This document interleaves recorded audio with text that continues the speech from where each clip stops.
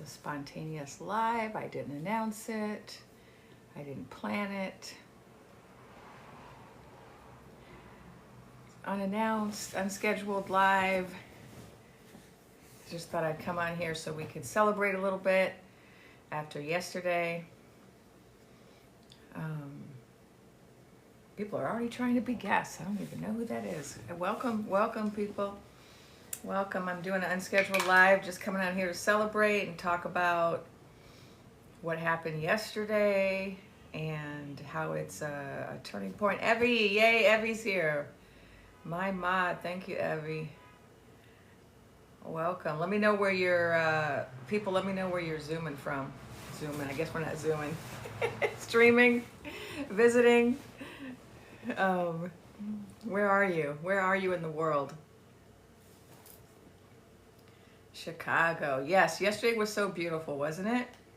That's why I decided to come on here on this unscheduled live. I just want to celebrate. I just want to talk about yesterday and talk about, you know, the turning point and, you know, where we're headed, and, you know, how exciting it is. So just like coming on here to celebrate and ask people, you know, do you feel hopeful yet? Let me know in the comments. Do you feel hopeful yet? I mean, I've been feeling hopeful for a while, but I have been feeling kind of alone in my hope. A lot of people are like, oh, come on. But, but wow, wasn't yesterday really, really hopeful? Oh, I'm sorry you're sick in bed. Gil, is that Gil? Where's my glasses? And I'm glad you can be in the live because we can at least hear from you, even though you're sick. I hope you feel better soon. Yeah, it was inspiring. Yeah, Lily said it was inspiring. You haven't lost yours. Cindy hasn't lost her hope. I'm so glad. Yeah, it was so beautiful. Dog lovers, so they never stopped.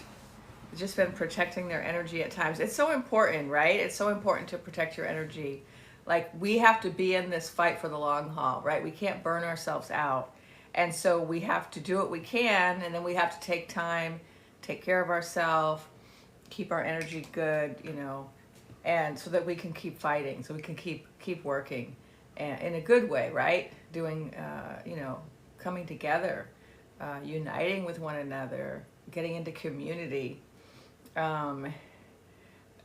Yes, I have been trying to protect my energy. I mean, I had to get a little lecture from one of my mentors about resting because it's hard not to just do everything, right? So I've been involved, you know, online with this Dreaming Woman movement, but I've also been involved in my community. I'm in some leadership roles in some organizations where we're doing things on the ground. And then I'm also here, you know, dreaming and sharing my dreams and doing all that I can to raise the vibration and to help people get through this, you know. Okay, Kimmy said, I was at the march in Detroit yesterday. It was amazing. Yeah, everyone share. If you were at a march or a protest, tell us where it was. And if you have any idea how many people were there, tell us that.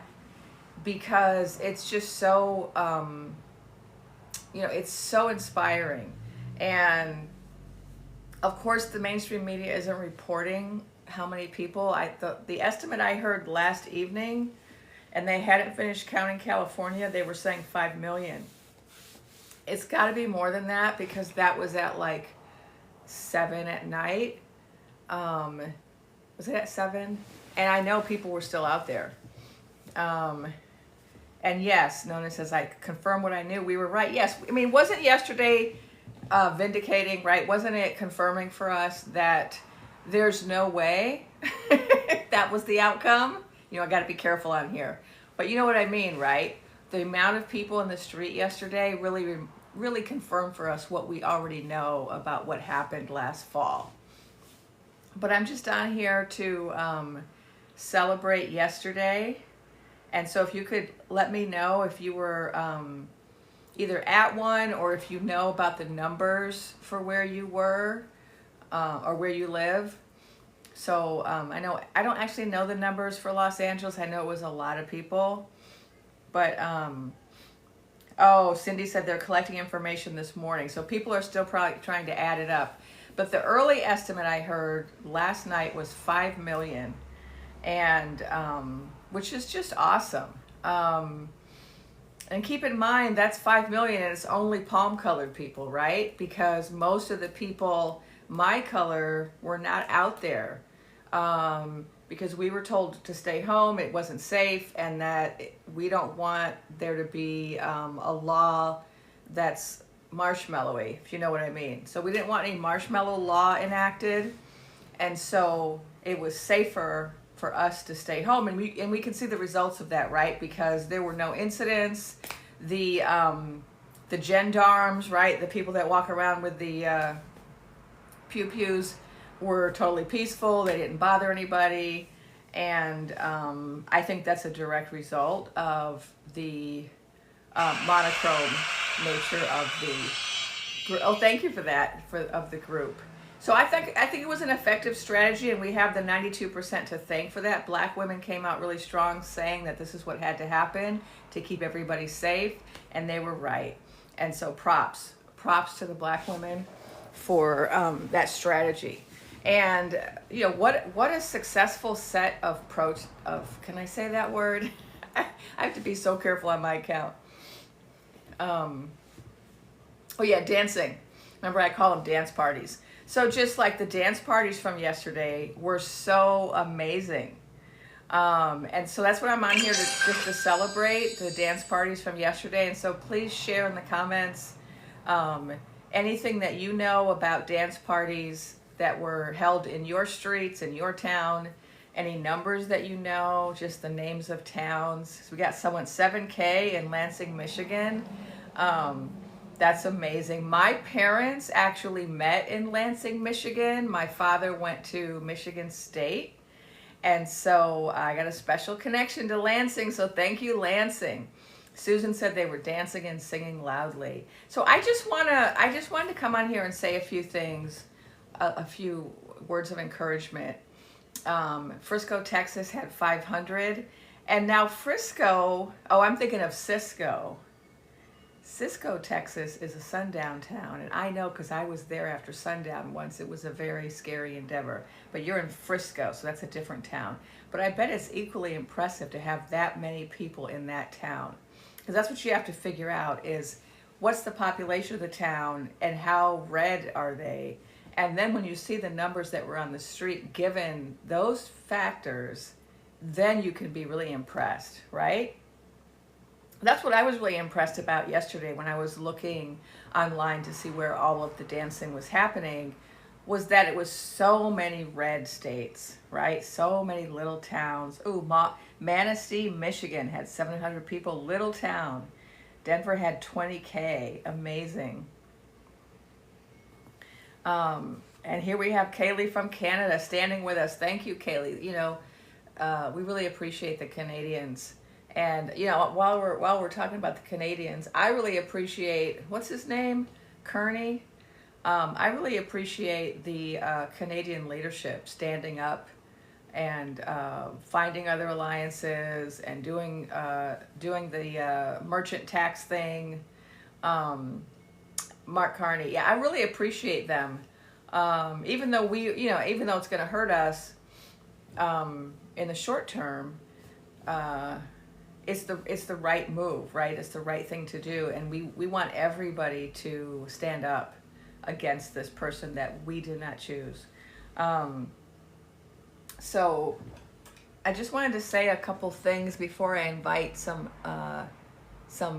guests. I don't know. I see one person, so I might invite some people up. But I think first I just wanted to say a few things.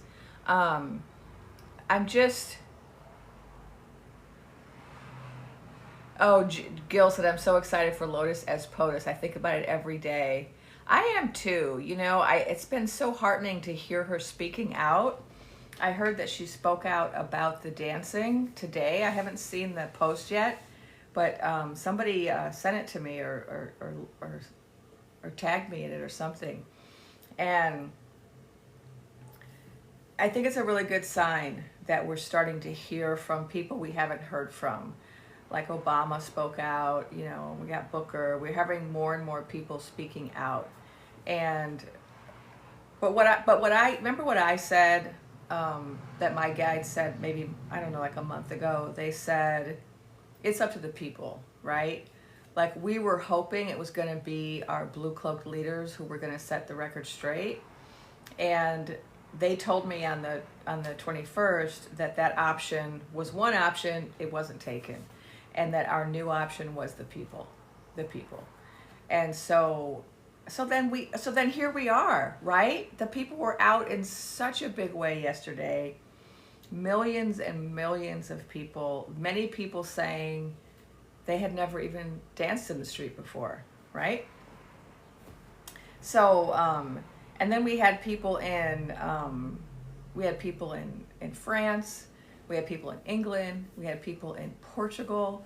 I don't know what other. Those are three countries I heard where they were also doing hands off dancing. So I don't know if anyone knows about other countries that were also doing hands off dancing, but yesterday was amazing. So I just came out here to celebrate. And then I just wanted to remind people. I felt like this is such a turning point, right? We can really see it. It's physical. It's visible. It's not just a pipe dream, right? We are actually seeing people standing up. We're seeing a number of leaders standing up. You know, we're seeing, I got to come up with code words for everybody. You know, Bernard the elder. We're seeing Alexandria the fire starter. We saw Cornelius of the book, and then we saw the Hawaiian former leader. What's his name? We need a code name for him. I've got to think about it for a minute. Hope you know what I mean. Our former leader who's from Hawaii.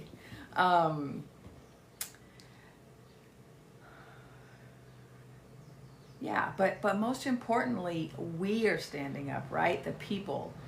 And it's not just certain types of people, right? It's not just people who wear blue cloaks. It is every kind of people.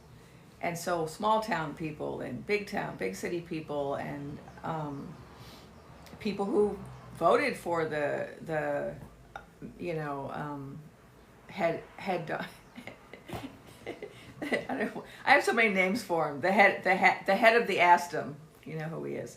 There are people who voted, who were out there, right? Who are like, oh, okay, now I see the light. And so recall that one of the things my guide said early on was we had to go through this FAFO, right?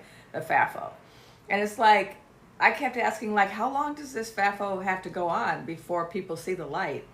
And for some people, a long time.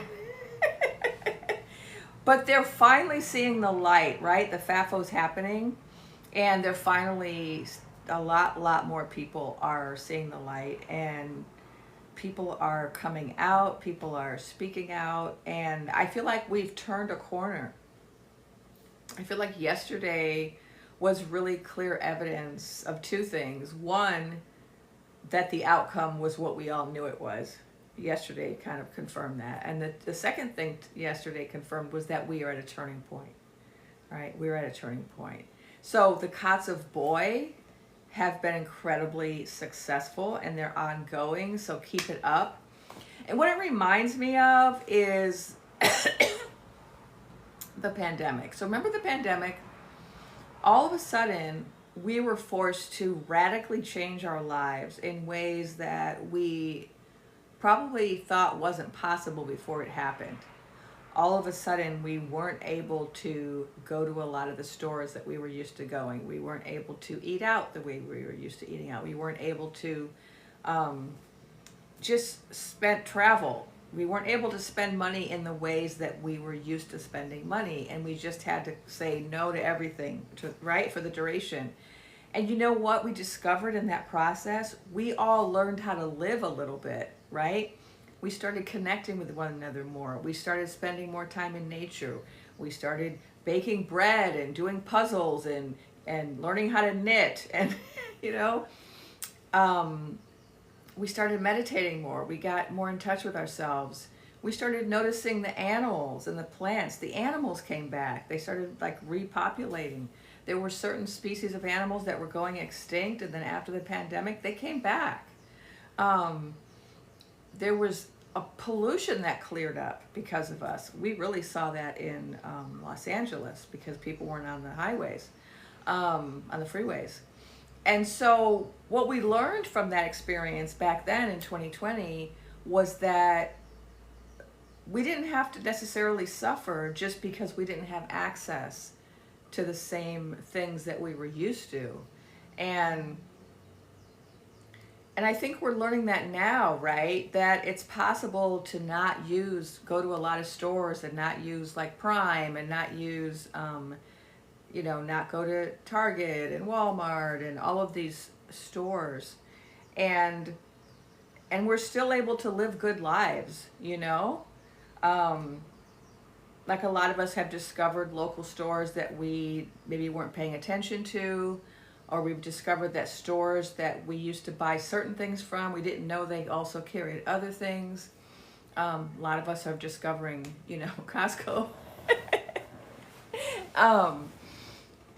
And Kaylee said she gained 11 pounds. That's not good. Is that from Costco? When you buy in bulk? Yeah, stopped Amazon. Augie said stopped Amazon saves so much, right? And this is a good time to save. So it's serving us in a number of ways. But I just wanted to, come on here and talk about how we're seeing some of the things that were predicted coming true, right? Like I was saying quite a while ago that we were going to see a lot of people who had voted a certain way regret it and realize, and then not only that, but join with us. And we're seeing that now. We're actually seeing that. Another thing that I said, I'm still like kind of waiting for it to happen. So tell me if it's happening. Someone put in the comments if you're seeing this. One of the things I was told was that the merchants, the really big merchants, the capital B, the B merchants, many of whom were supporting him at the big ceremony in January, they're all losing a lot of money, right? And what I was told, a couple months ago was that they were going to see the light and realize that this particular structure of governing is bad for business. And then they're going to switch sides. So can someone tell me if they're seeing that? We are seeing the FAFO part of that, right? We're seeing that the big merchants are really losing a lot of money because of our cots of boy. But have any of them spoken out yet? I think we're going to see that soon. So that's what, I was told that we're going to see that. They're going to, and maybe some of it's going to be quiet. Like you saw that there were people who were selling their T-Rex dinosaur car stocks, right? But they weren't announcing it. They were just quietly selling it off. And so I think that we're going to see that first, these kind of quiet desertions from the cause. Oh, we have someone in here says, let me see if I can read the comments. Okay. So Jamie said, I think the Mart of Wall owners spoke out. Oh, that's interesting. The Walton one, huh? Of course, we know that Starboy and, oh, who's Bald Guy? Is that Bozo?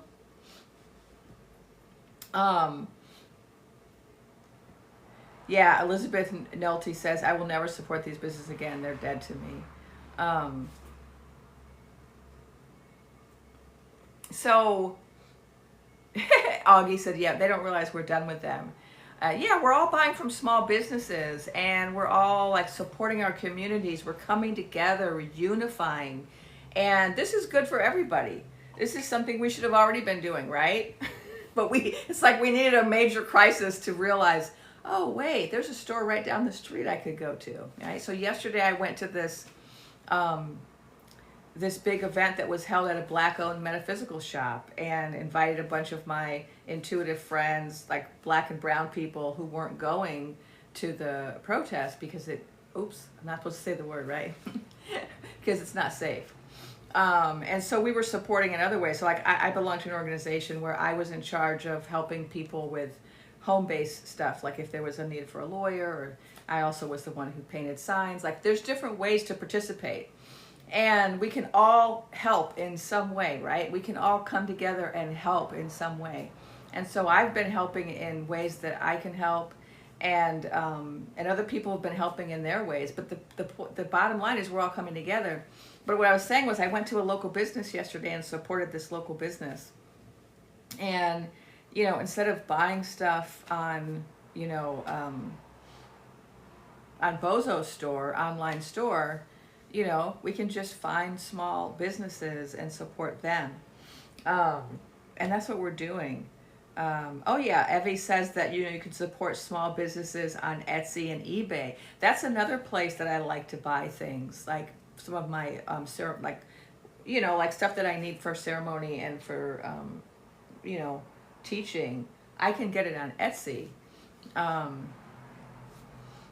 Like I just came from the thrift store today. I also like to, you know, shop at thrift stores. That's a way of recycling, right, goods in and out of your community. You donate to them, and then you go and buy things, right? And that keeps us also in a more of a closed community economy. But I want to hear from people in the comments. Let me know where you were, what dance party you were at, or any numbers that you know about the dance party in the streets yesterday, the hands-off dance party yesterday. Anything you want to share about that? Oh yeah, and we have some more advice from people in the comments. So Justice, no, I don't see them now. Recycle Purchases says Irish Cherokee. And there was a Chicago dance party. Wisconsin, Madison had 50K. Here's a new app called Mayhem Marketplace that functions a lot like Etsy, but it's better for sellers. Okay, that's good to know. Orlando had thousands of people. Ashland, Oregon was 90% old people. Is that what you said? Yeah, so I've been impressed with that too, haven't you? I have been impressed with, Sholo, what? You came to my dance party live in Sholo. 250. So my mother used to live near Sholo. I have spent so much time in Sholo, Arizona. Oh my God. That's a miracle to have 250 people in Sholo, Arizona. Very, very red. Very red. Thank you for sharing, Lindsay. I feel like that's like a little message for me from my mom, you know, because my mom died a year ago, and I just get all these messages that remind me of her. So Sholo in the house. So I'm so proud. Yes, another dance party is being planned on April 19th. This was the beginning, people. This was the beginning. This was the turning point where millions of people took to the streets yesterday. Last count last night was 5 million. It's probably higher than that because they had not finished counting the West Coast as of that when that number came out. So if anyone else has numbers they want to put in the chat, let us know, because we need to stay excited and hopeful, and we need to focus on these wins. We need to focus on this evidence that we are united, we are coming together, we are powerful, right? 6 million. So this person just said they heard 6 million. Lindsay heard 6 million. So that probably came out after I heard it. And of course, you know, MSM wasn't reporting it, which is it's sad, but you know what? It's not going to keep us down. Yeah, see, like Cool Gigi said, I don't think they counted all the small town pop-ups, right? Because they weren't all organized by the same group. Like everyone didn't like register. Some little towns just said, let's show up. Let's see who shows up. Eliza said, it's hard to be excited when my retirement is shrinking. So let's talk about that. I know, very sad. A lot of people are losing retirement. A lot of people are losing jobs. A lot of people are losing different types of healthcare, programming. And I know it is hard. It is hard not to just kind of sink into despair when you're dealing with these real life threats, right, to your well-being. And so when we talk about having hope and staying positive, it's not to say that we should ignore how we feel. Like, I have bad days where I feel really overwhelmed and sad about what's happening to so many people I know. But then I just try to pull myself together after I give myself some time to feel those feelings. And maybe I'll talk to someone about it. And then I try to get to the other side of it when I'm ready and get back into that mode of, okay, what can I do? What can I do to guarantee an outcome that I can live with? And that gives me hope. Whenever I find something to do, no matter how small, it makes me feel more hopeful. And so that's what I encourage everybody to do. Swifty from New Zealand said, decentralized, circular, matriarchal systems where we are all supported. Yes, so that's the future. That's the vision I have. That's the vision my guides have given me, is that that's where we're headed. We're headed to a very different form of, can I say government? I don't even know which words I can say because I'm constantly under... it's kind of silly, right? But we gotta laugh. We gotta have fun with it. But basically, the structure that we use for our societies, to order our societies, is going to drastically change, and it's going to be more of that circular structure of councils, where it's not a hierarchy. It's no longer a hierarchy with like all the wealthy on top and most of the people on the bottom. It's moving from that to a circle, where in a circle there's no one who's above anyone, right? We're all at the table, we're all, right? And so councils is really a traditional indigenous way of governing that we have found in lots of indigenous cultures throughout the world. There used to be circular structures, and there still are in some places, and a lot of them tended to be matriarchal, right? They were councils of the divine feminine, right, Evie? Thank you, Evie. And that doesn't mean that women ran everything. What it means is that grandmothers typically, or women of a certain age, tended to have the most power in terms of really important issues like warfare. Like a community would not go to war unless the mothers and grandmothers said it was okay. Why? Because they know what it's like to create life, and they value life because they created it. And so they're not going to go to war at the first slight, right? And so it makes sense to have communities where, when it comes to decisions like that where everyone could be harmed, that you have that decision-making body be a council of women. And then you also have men in other councils who were in charge of other things. And so societies traditionally that were run by matriarchies tended to be societies where there was widespread equality, where men and women and other genders were all treated with respect. So like in a lot of these matriarchal societies, there was no oppression of LGBTQ people because they were respected as valuable members of society. And so this is what we're headed towards, right? We're headed towards a future where we're going to have our ordering structure, I'm trying to use my code, the ordering structure of our society is going to be more egalitarian and more non-hierarchical and more democratic, little d democratic, like where everybody truly has a voice, not where if you have a whole lot of money, you get to run for office, or not where if you live in a certain state, you get to have as many votes as people in another state, even though the other state has 10 times as many people. Like, that's not really democratic, right? We're talking about a society where everybody's vote counts and everybody gets to have a say, So like currently, in our society, whenever they do polls, the majority of people will support a particular position, like the freedom of women to make decisions about their bodies. The vast majority of people in this country support that.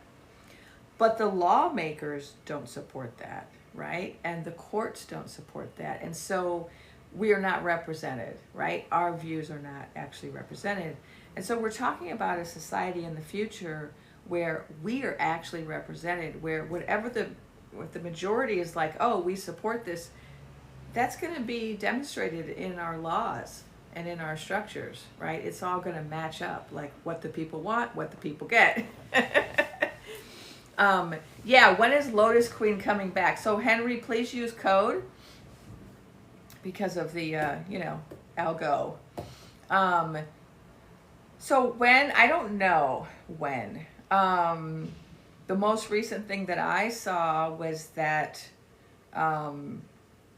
when she comes back, we're going to have these councils, that we're going to have her, but we're also going to have others. And yeah, she spoke out yesterday about the dancing in the street, I think yesterday or today. And she also spoke out, I think it was last week.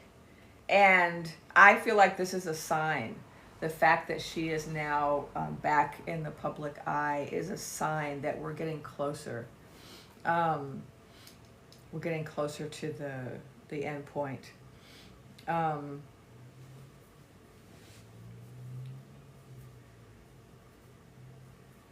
Just checking out the comments. Yeah, please, if you're in the comments, let me know about any numbers of dance parties, hands-off dance parties in your town or the town near you. Yes, I do think Dubrow, I agree with Dubrow. They said Cory Booker unlocked the doors to, I'm not sure what they're saying. I don't understand the sentence structure. But I do agree with the unlocked part. That was also a shift when, see, now I said the name too, and we're supposed to be using the other word, the characters in my story. So Cornelius of the book. That was a turning point when Cornelius of the book spoke out for 25 hours. Yeah, so Stephanie is pointing out that they're talking about the market and what's going to happen tomorrow. And, this is all part of the FAFO. And as hard as it is to live through,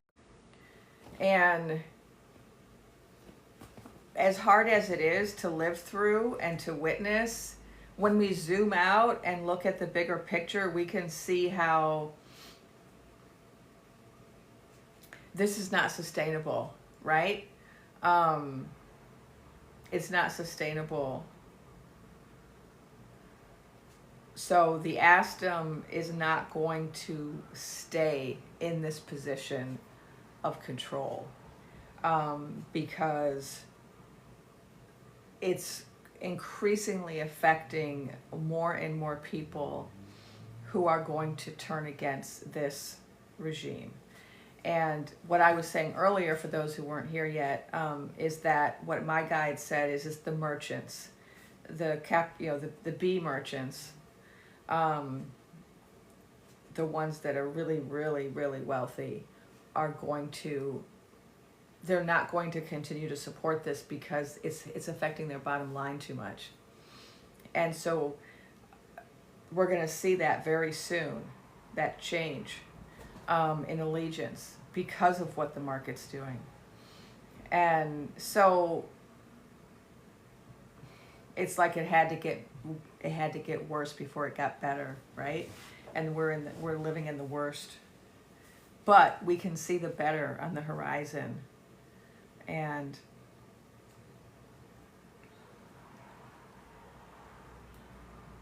we have to believe, we have to stay hopeful, and we have to stay busy, right? We have to stay involved.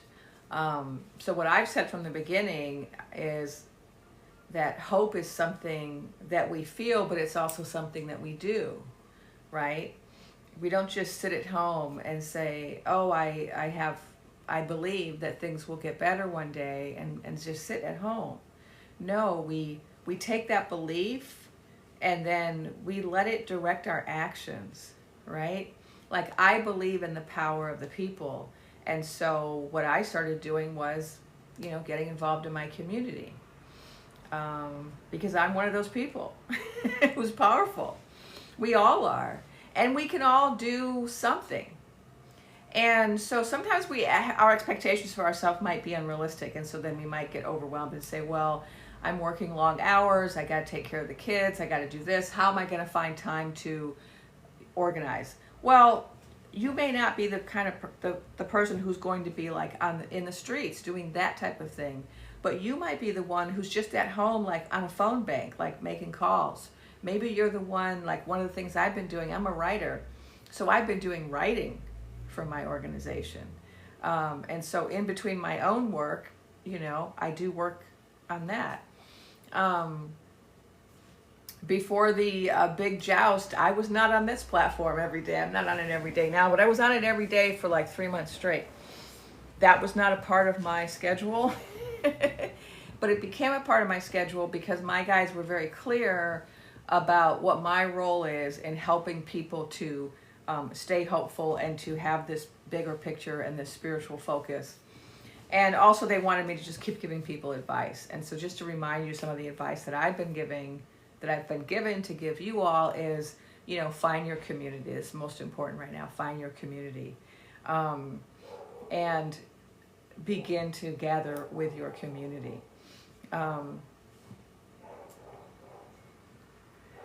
And we're seeing that, right? We're seeing that, if you look at the most effective movements. So here's just one of the things I'm doing. So I organized like an anti-flashy book club, if you know what flashy is, right? Like flashism. And so we're all reading about movements, right? Freedom movements. How were they successful? And one of the things that you'll see when you look at history is that the ones that were successful were those where everybody got together with people in their neighborhood, their community, and they formed little groups.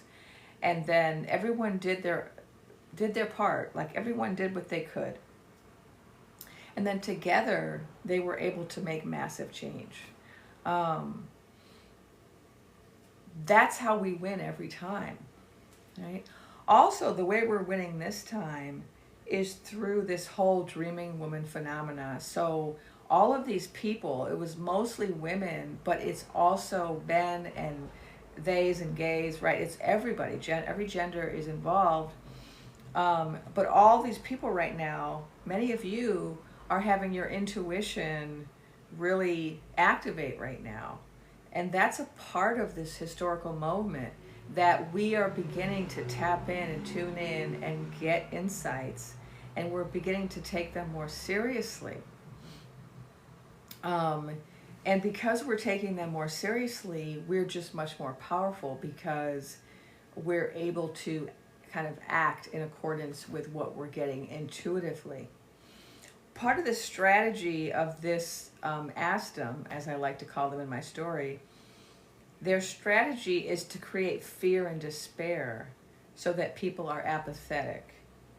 And that's not happening, in part because of the dreaming women, because from the beginning, so many people were waking up and had a very clear sense of, okay, this is not accurate, this is not going to stand, this is going to change, Lotus Queen is coming back.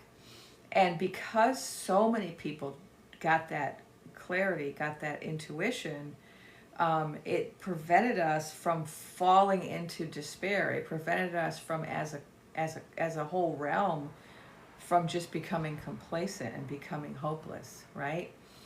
But somebody asked a question, it got pinned.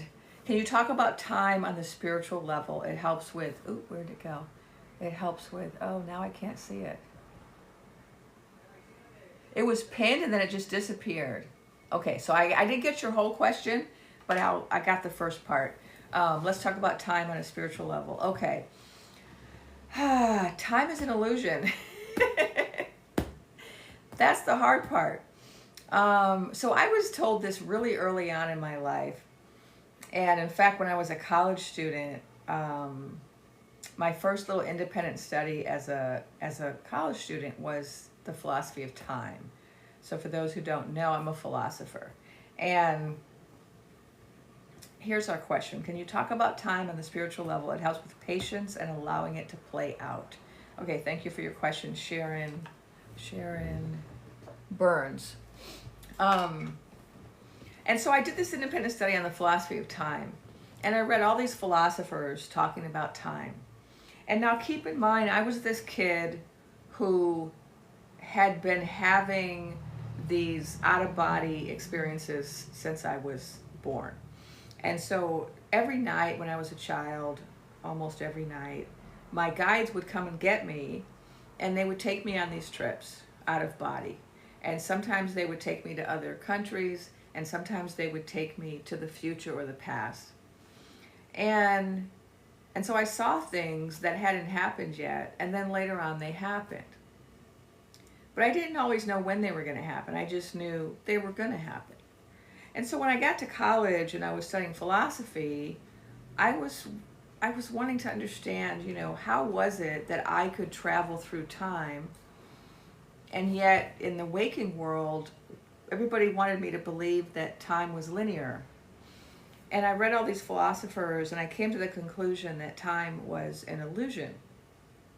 So I came to that conclusion intellectually. Now, that's because intellectually I was trying to make sense of my spiritual experiences. And so there were all of these, like studies by psychologists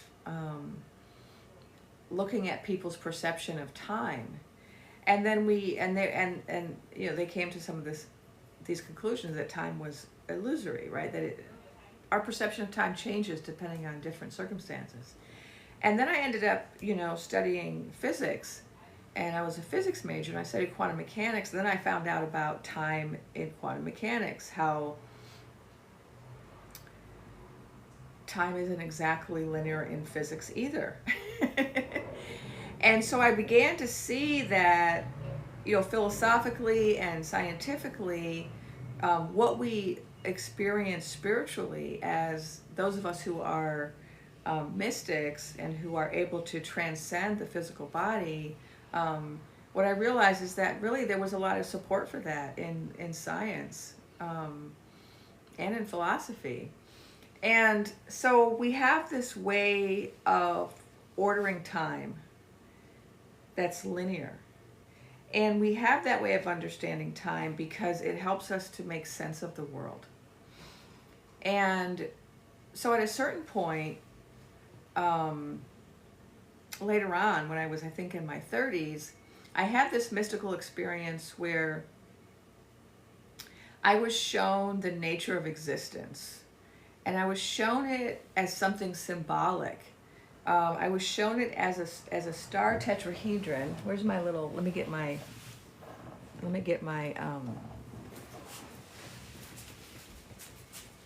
I got this on my altar. I can show you what I'm talking about. This is a star tetrahedron. It's also called a Merkaba.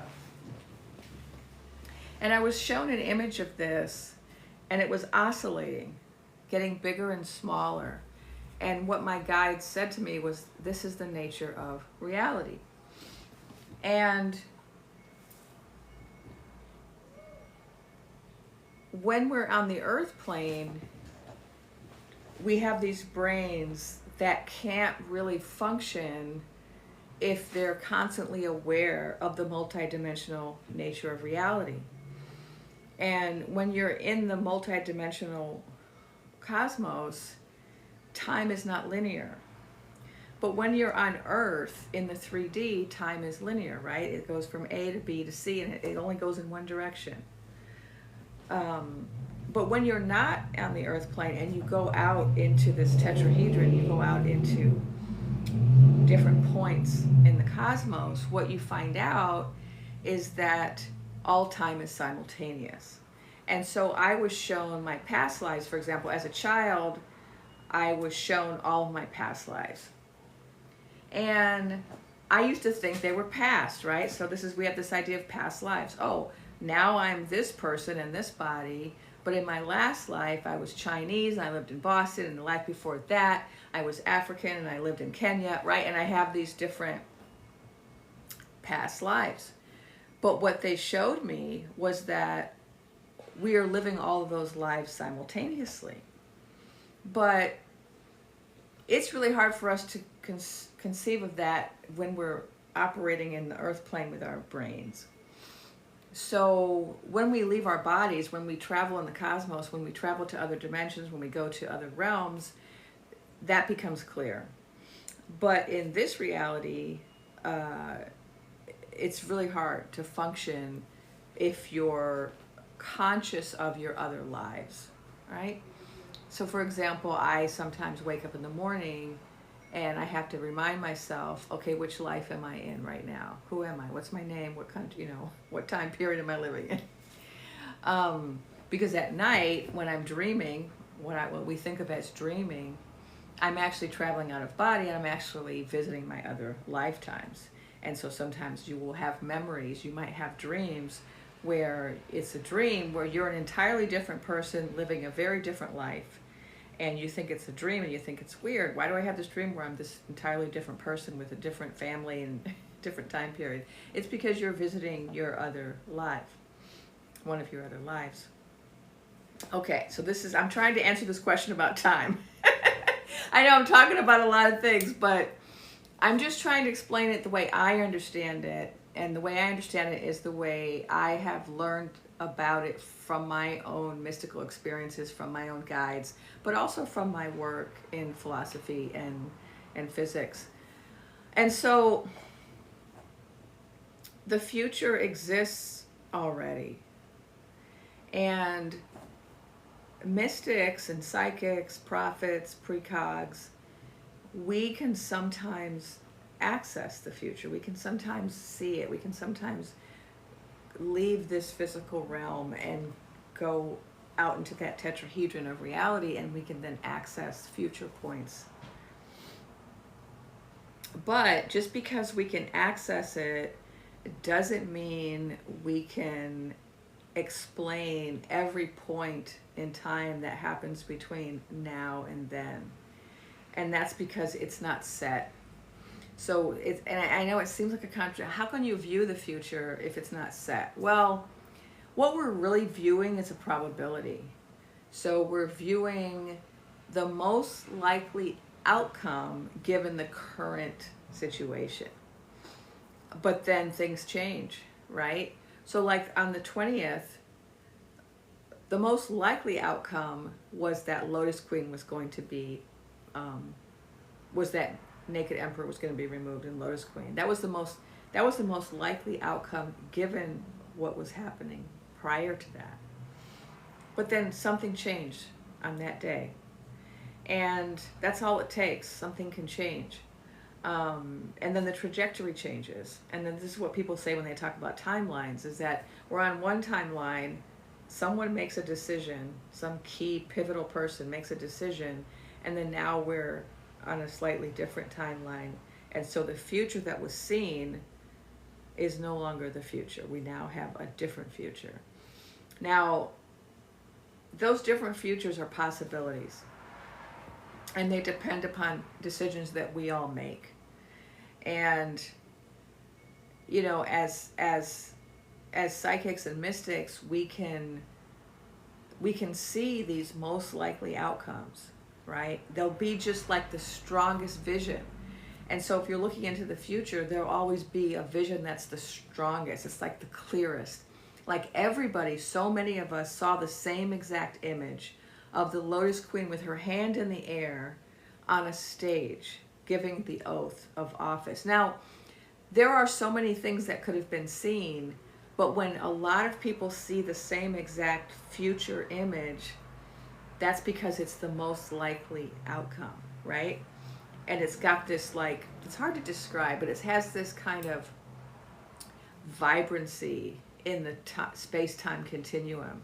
So if you think of, like, another way to think of reality is like a woven cloth, and then it has all these threads in it, and you can follow a thread and it'll take you to a particular outcome. It seems that way, but in reality, you know, space-time is curved and time is going like this, and so we think, oh, it looks like in the future there's this very clear image of this woman with her hand in the air. That must be what's going to happen. But there are other images, other possibilities that aren't as vibrant, and then as you get closer to it, the picture will get either clearer or less clear. And the truth of the matter is, I had to admit to myself after the 20th, when I did some soul searching, the truth of the matter was that on the 19th, the image for me had faded. That image had faded. And I was really nervous on the 19th. I was really worried. But I dismissed it. I dismissed it because I was like, oh, that's crazy. We can't all be wrong, right? And see, that's what will happen is when you get close to a certain moment, images will fade or get stronger. And that lets you know which outcome is going to be the most likely.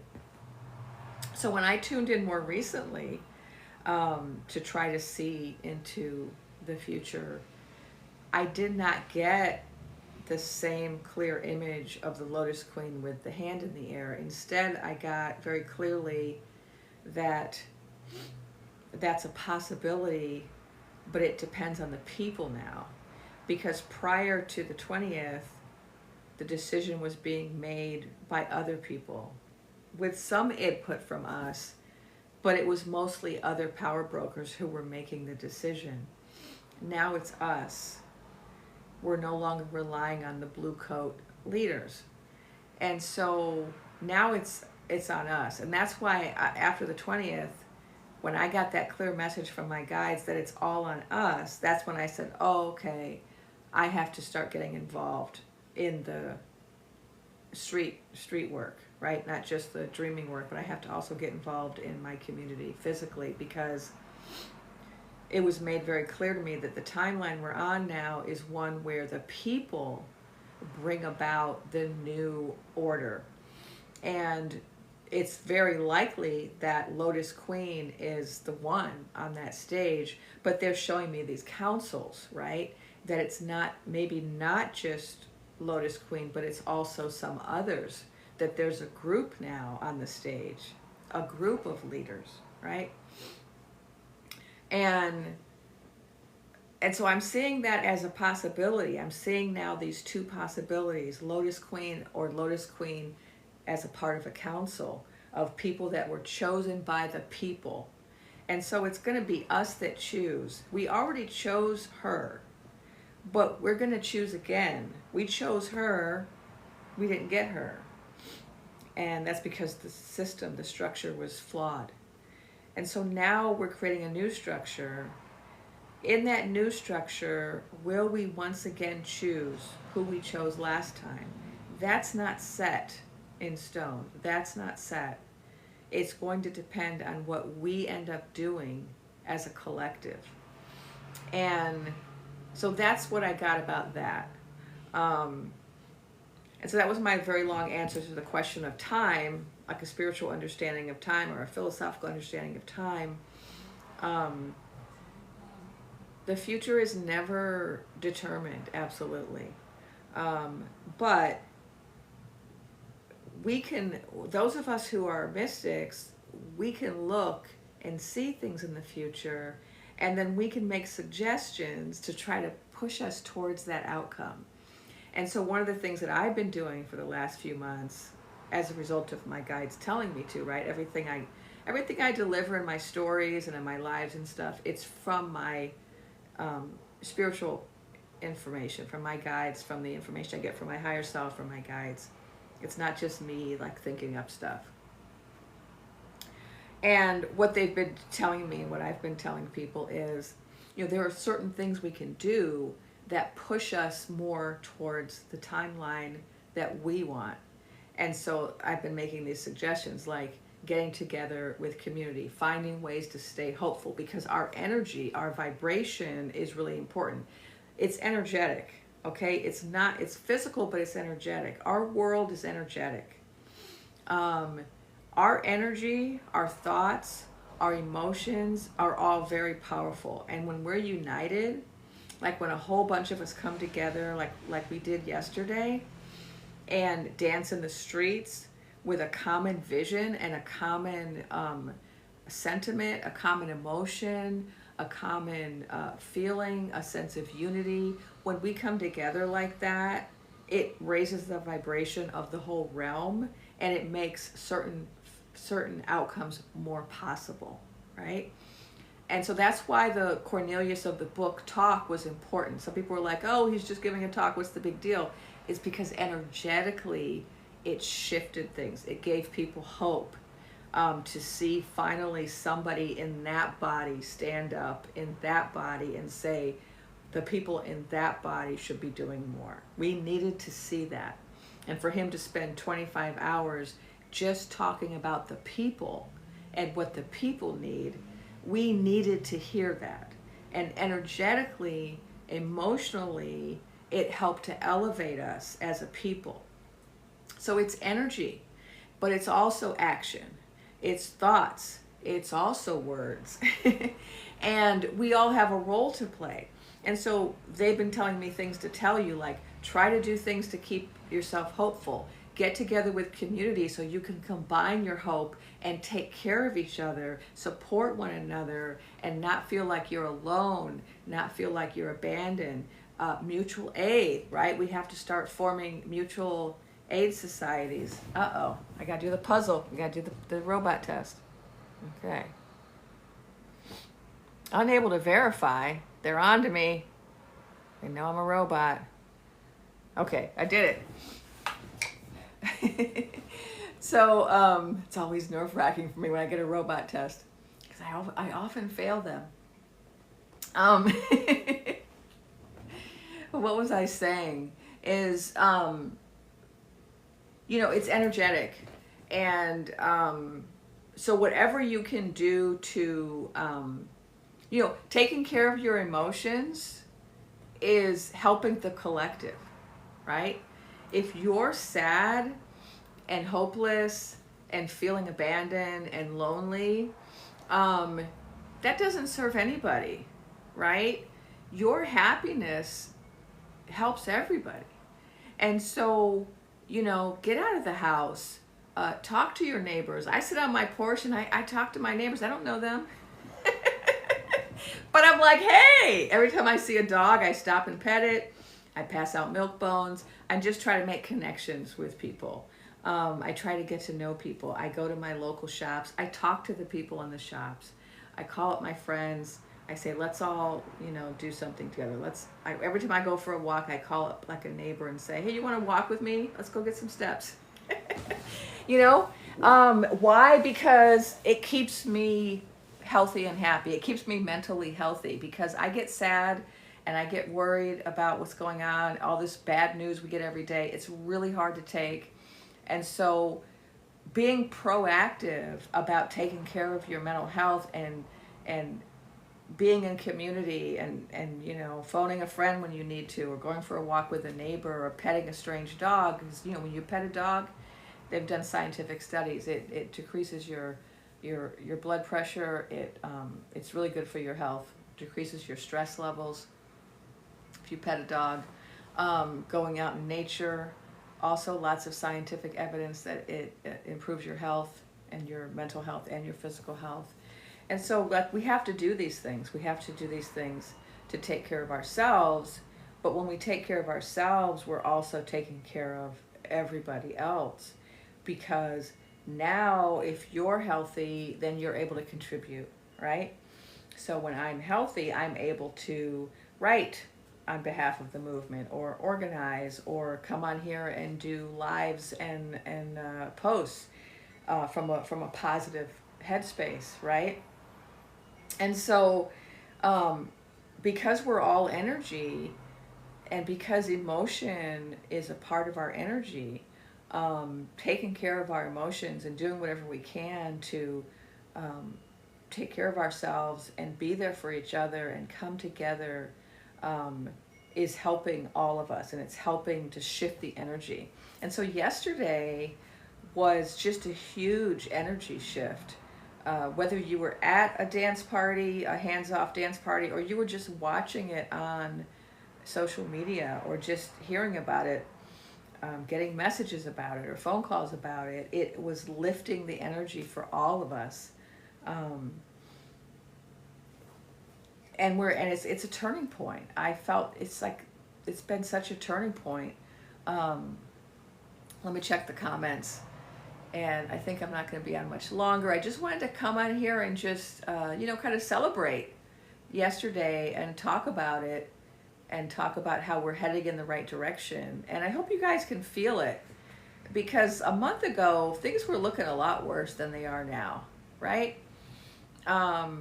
We really are getting closer to our vision of the outcome. So let's see. What do we got in the comments? Oh, Karen said, oh, many of us are first time food gardening this year. That's a new community. Absolutely. I am gardening. I'm growing all kinds of little crops on my porch. And I'm part of an organization. We're doing urban gardening. We're doing these gardening parties to help people plant things. I can't say that. Jazz D. Zia Dax says, I watched all of them after I got back from my town's dance. It made me cry. Right? Wasn't it beautiful? Yes, Sarah sorry, it's hard for me to read these long words.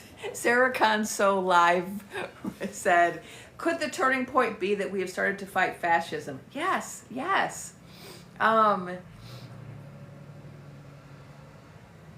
Oh, Maggie said she's recovering from a concussion. I feel you, Maggie. I also had a TBI, and it's hard. So rest, take care of yourself. Do something to cheer yourself up. You know what I do when I'm resting, if I'm not feeling well, is I turn on comedies. Put on a comedy. I like to put on like YouTube videos that are comedies. One of my favorites is Angela Johnson. She's a comedian, Mexican American. She's hilarious. But comedy, laughter is really good medicine.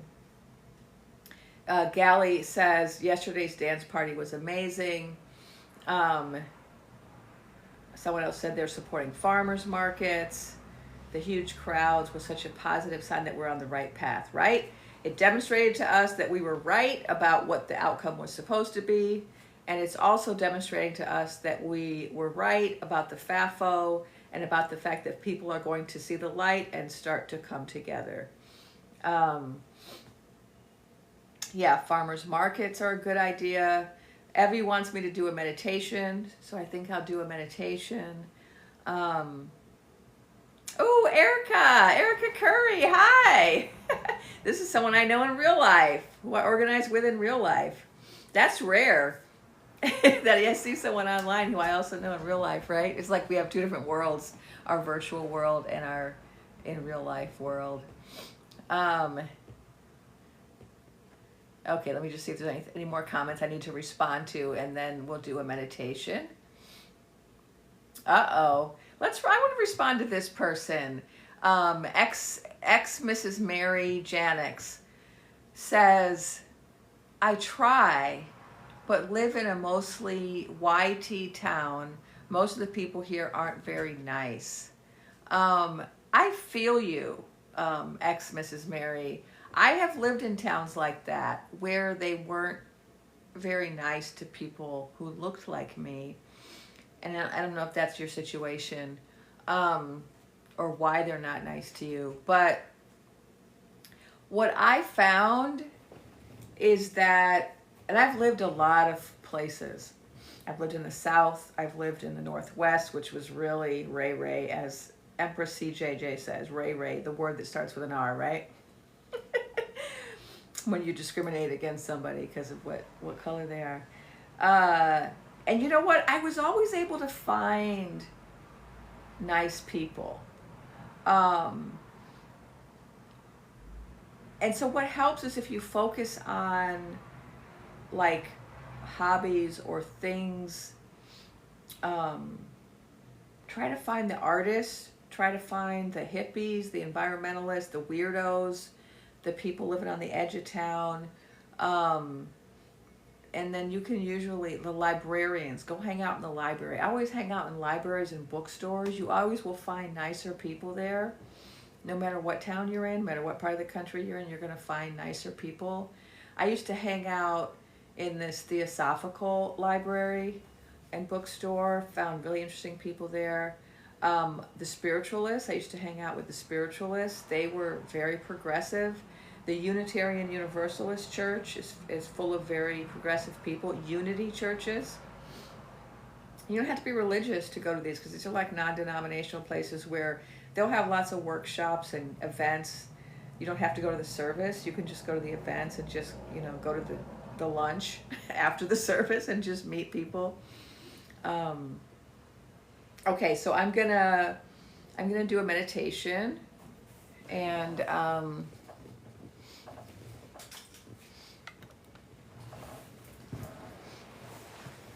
so let's visualize the future we want to see. So just you want to wiggle around and get comfortable. You might want to stretch and yawn. Take a nice deep breath.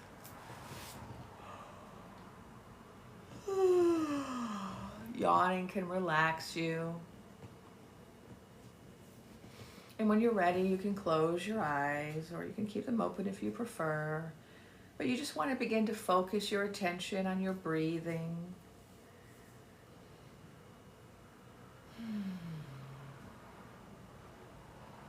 And let's just breathe slowly and deeply.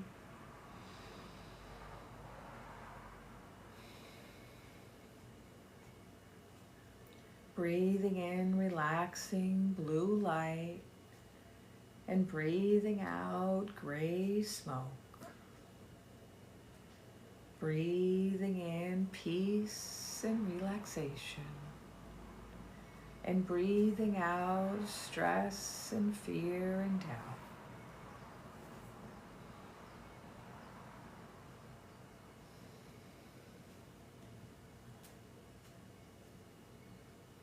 And anytime we just take a moment to focus on our breathing and breathe slowly,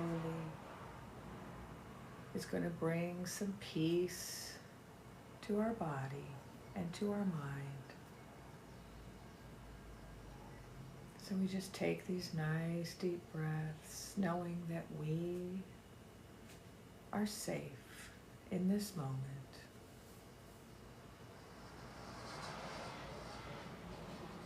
Now place your attention on the crown of your head and the top of your head, where I want you to imagine there is a wonderful tingling sensation, a circle of bright white light on the top of your head, tingling and vibrating.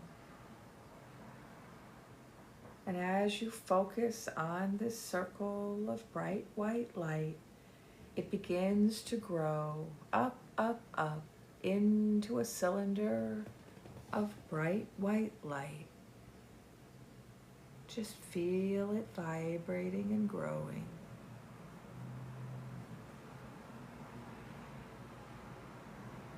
Now notice in your mind's eye above you a giant golden sun.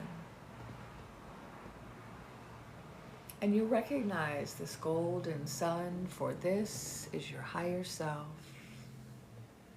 And you reach up your cylinder of bright white light and you plug your little self into your higher self and you begin to charge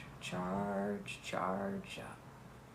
All of that divine source light begins to flow down into the crown of your head, filling you up with divine energy, power, love, presence. And the light moves down through your body, spinning and expanding each chakra, all the way down to your feet and then up and around you in a giant ball of rainbow light.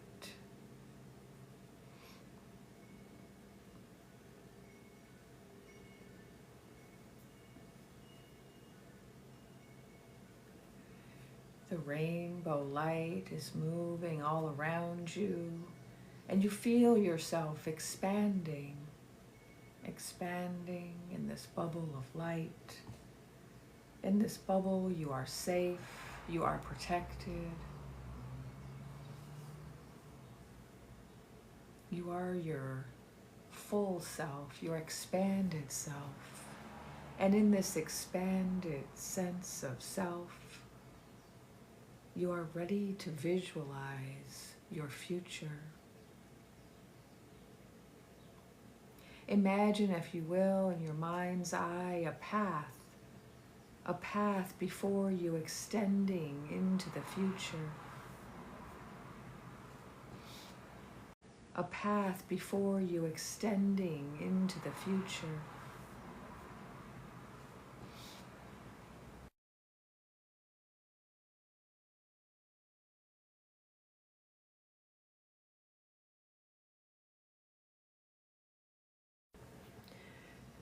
You see this path before you, and you travel down it and arrive at your ideal future. You can see yourself in the future. You can feel yourself in the future. Tune in for a moment to your future self and notice what you're doing, what you're feeling.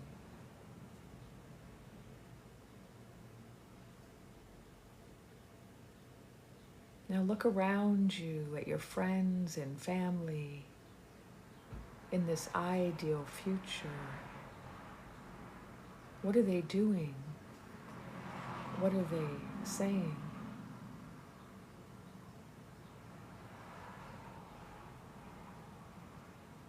Now zoom out to your whole neighborhood, your village, and just notice, what is everybody doing and saying in this ideal future? Zoom out again to your city, to your county, to your parish, to your state. What's happening?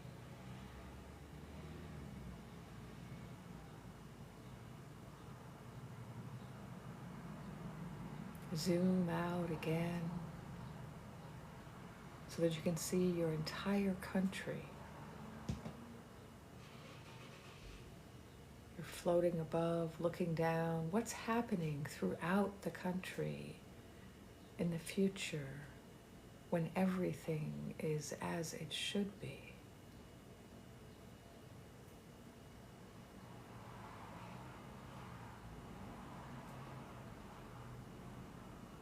Zoom out again, looking at the whole world, and notice what's happening in different countries around the world in this ideal future.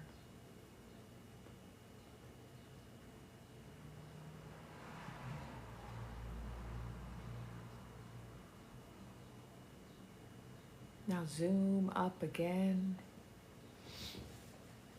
and now you can see all of Mother Earth.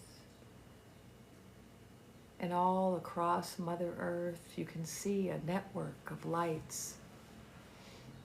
All of the souls are connected in a beautiful network. All of the light workers, all of the healers, all of the organizers, all of the leaders are united in a beautiful network of light. And you can see your light, one of the many lights in this beautiful light grid. And as you become aware of this light grid, you become aware that you are able to send and receive light in this grid. If you are a healer, you can begin to send light out into the light grid, helping everyone. And you can also receive, just notice that you are receiving healing, loving light.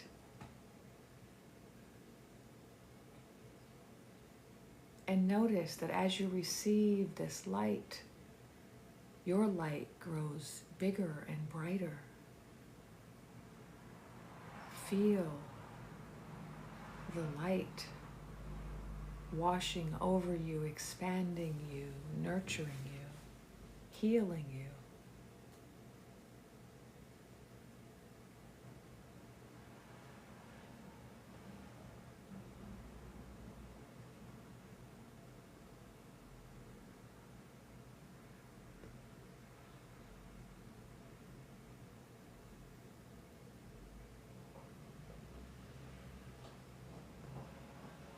Notice too that you are receiving healing and nurturing from Mother Earth.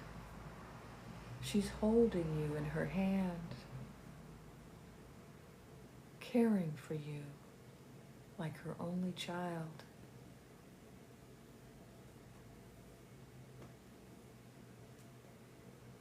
And you can feel all the streams of energy flowing up into your body, your physical, your energetic body, coming to you from all of the beings, the rocks, the plants, the animals, the ley lines, the salt in the water.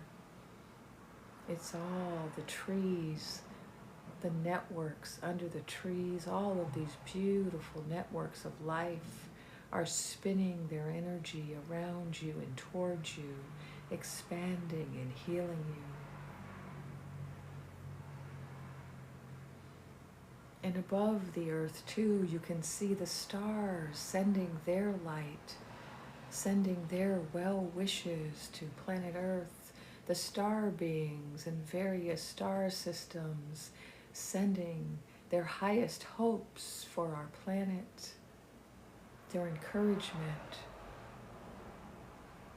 their dreams for us. We are supported and loved by everyone. Everybody wants us to succeed in creating this beautiful new world. Feel how that feels.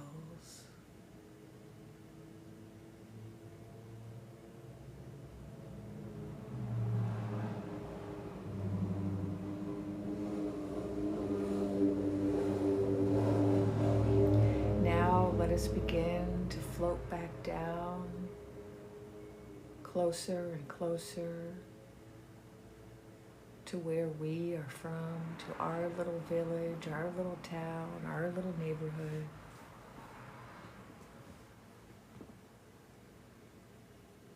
And let us go back to our family, to our friends, to that moment when we find out the news. We're getting the news about who and what our leadership truly looks like now. We're watching it, maybe on the television, on social media. We're hearing about it in the news. Our neighbors are shouting it on the rooftops.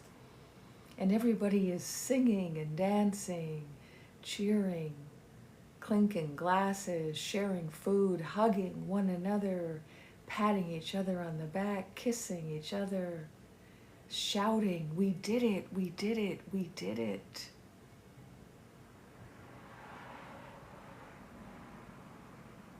And we're just so happy, tears streaming down our cheeks, joy filling our hearts, dancing in the streets, singing, playing instruments. Our dogs are dancing with us. We are so filled with joy and a sense of accomplishment because this is the future that we have brought about.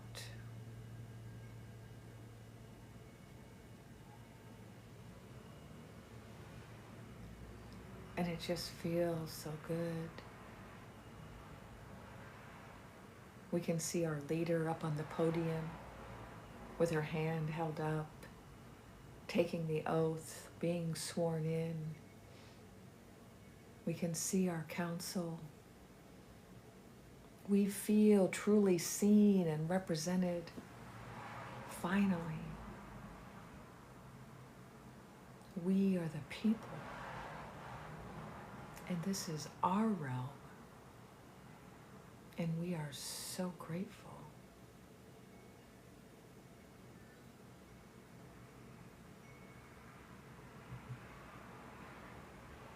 And now let us bring that back with us. Let us bring that vision back with us. Let us bring that feeling back with us, back to the here and now, to the present moment. Bring all of that energy back with you. And when you're ready, you can open your eyes, wiggle your fingers and toes, and become aware once again of the present moment.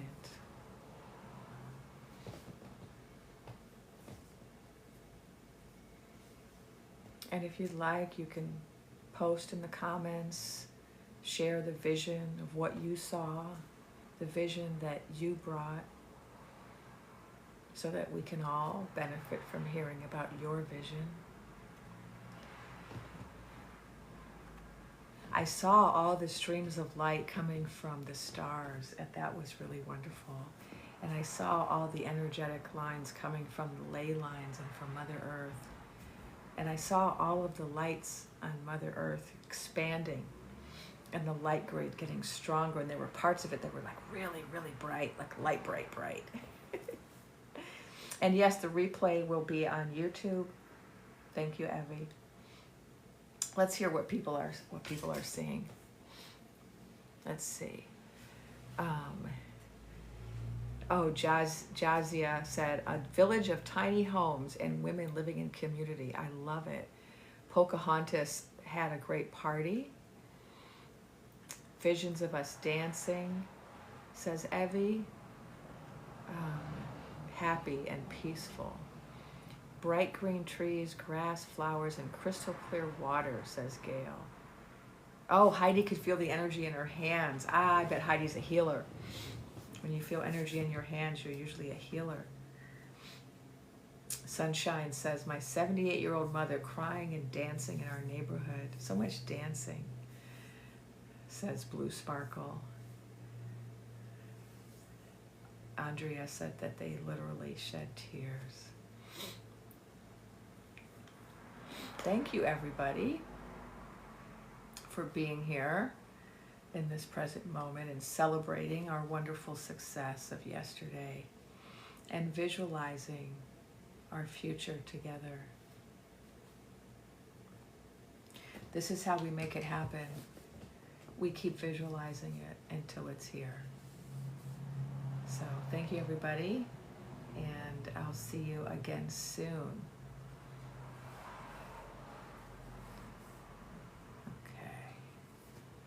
Take care. Thank you, Evie, for modding.